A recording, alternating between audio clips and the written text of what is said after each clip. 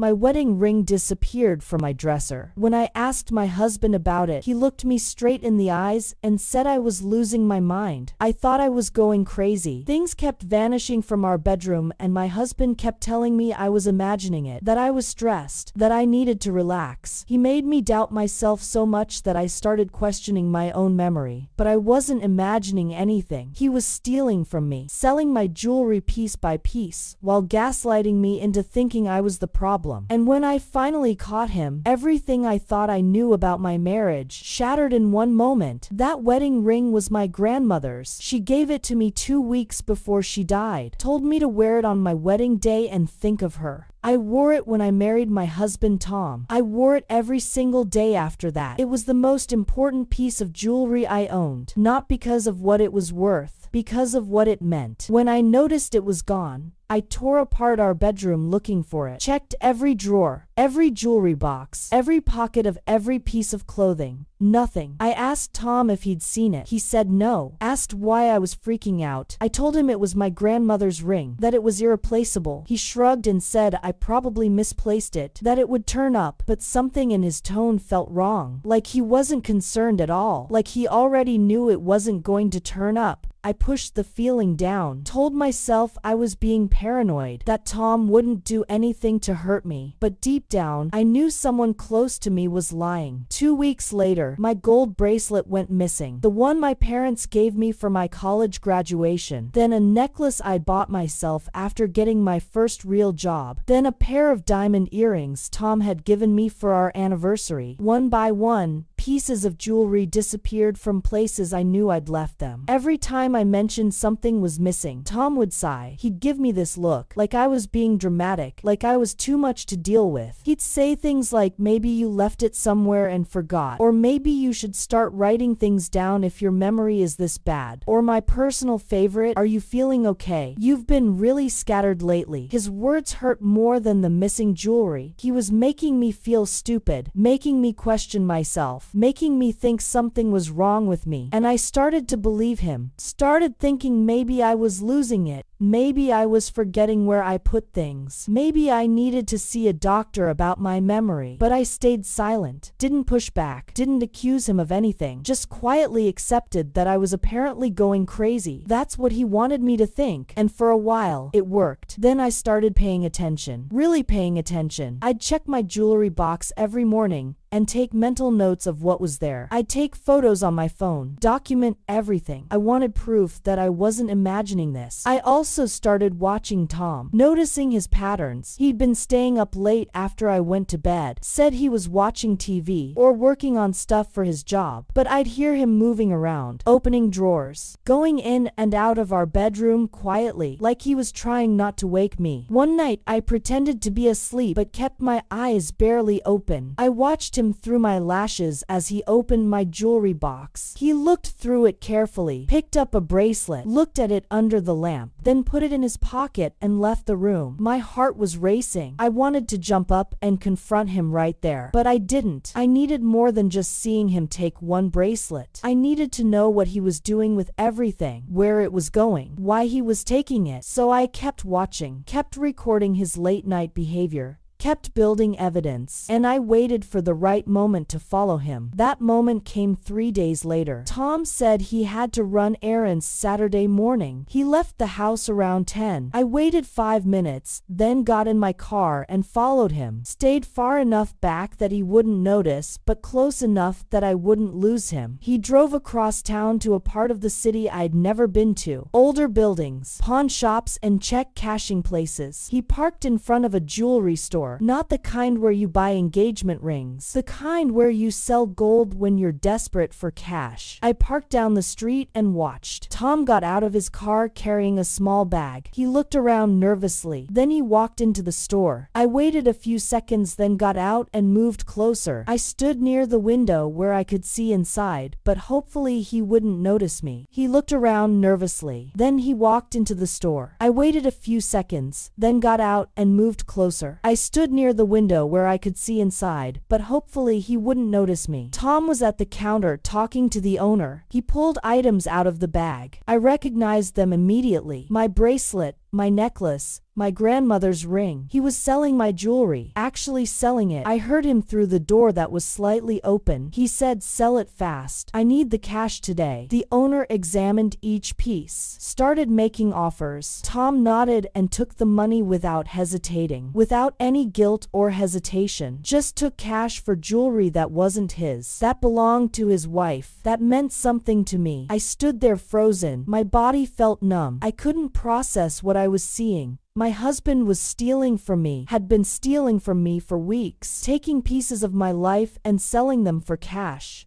And he'd been calling me crazy the entire time. I pulled out my phone with shaking hands, started recording through the window, got footage of Tom handing over my jewelry, got footage of him counting the money, got footage of everything. My hands were shaking so bad I could barely hold the phone steady, but I got it all. When Tom walked out of the store, I ducked behind a car, watched him get back in his car, looking pleased with himself. He drove away. I stayed there for another minute, trying to calm down, trying to figure out what to do next. Then I walked into the jewelry store. The owner looked up, asked if he could help me. I told him the man who just left had sold jewelry that belonged to me, that he'd stolen it. The owner's face changed. He said he didn't know anything about that he'd bought the items legally. I told him I had proof, that I had photos of those pieces in my possession, that I knew they were mine. He looked nervous, said he couldn't give them back without Tom's permission or a police report. I said, "That's fine. I'll be back with the police." Then I took photos of every piece Tom had just sold that was still sitting on the counter, got clear pictures showing they were my items. Then I left. I drove home before Tom got there, sat at the kitchen table and waited. When he walked in half an hour later, he looked relaxed, happy even. He asked what I wanted for lunch, like everything was normal, like he hadn't just sold his wife's jewelry. I told him to sit down. He asked why.